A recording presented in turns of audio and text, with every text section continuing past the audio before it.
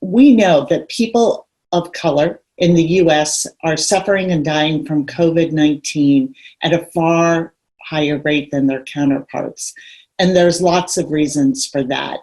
But one of them is the long-standing injustices and inequities in our approach to environmental regulation.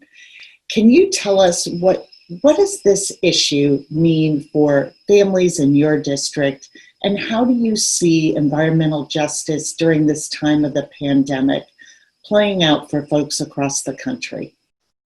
Environmental justice, or the lack thereof, is a huge problem, especially as you mentioned right now because of COVID-19.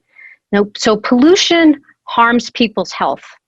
And we know if you have COVID and you have a pre-existing condition like a respiratory issue, that you have greater harm and are at greater risk. So this pollution that's coming from our air into our communities is harming our health. As a result, there really is a straight line between instances of environmental injustice and unhealthier communities, particularly in low-income communities and communities of color who really are on the front lines. So I'll just give you an example. In my district, we're almost 90% Latino African American, right? Surrounded by 3 freeways, at Port of Los Angeles, there's drilling in the backyards. You see kids walk around with inhalers around their necks at some of the local parks when parks were more open, right? That is the direct connection of environmental injustice. In the CARES Act, when we were trying to put in money to keep small businesses afloat during the pandemic, the Trump administration actually put in a bailout for fossil fuel companies. Can you talk a little bit about what it means to have an administration and a president that is denying climate change, denying that it is a major driver not only of creating weather patterns and agricultural problems, but also as an economic issue? What does it mean to have a climate change denier as a president? Well, what it means the wrong values on how we're spending our dollars, right? The CARES Act and the money for the CARES Act was really intended for people.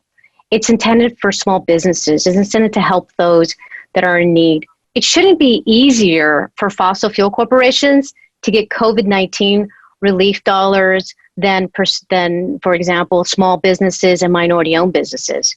So this administration is taking advantage of a pandemic to bail out the fossil fuel industry, and we really can't let that happen. When you talk to people on the ground, they're hurting.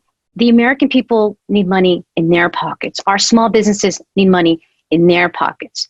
So President Trump's refusal to combat climate change and his alliance with the fossil fuel industry is a huge barrier in our fight against climate change. All of these issues, like so many in this pandemic, are inequalities, disparities we knew about, and yet they are, being brought into stark relief with this pandemic. And it's one of the reasons I, wanted to talk to you about the Moving Forward Act and all the things that it did in that bill. And there is a direct connection between our infrastructure and climate and addressing environmental justice. Yet it's been 3 months since we passed it, and the Senate has still not taken it up. What do you think we can do on the federal level to promote a green stimulus as the path forward from this economic crisis that has been the fallout from the pandemic?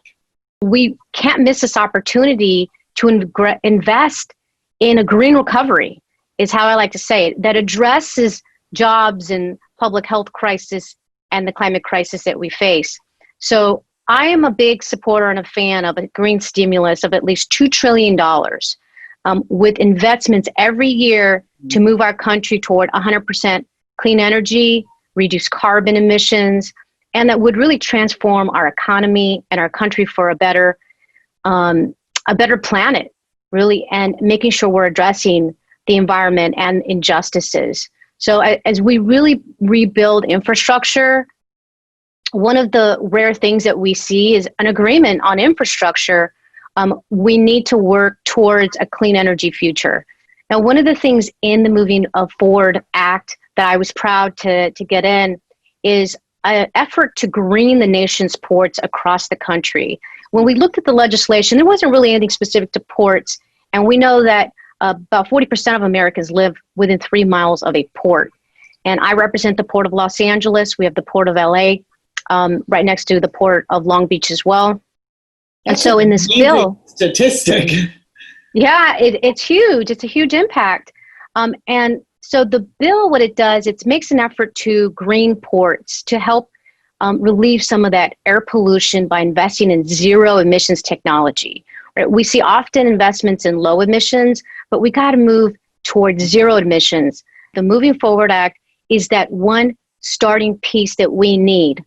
But there's just so much work to do, and I'm looking forward to being able to have that chance to do that.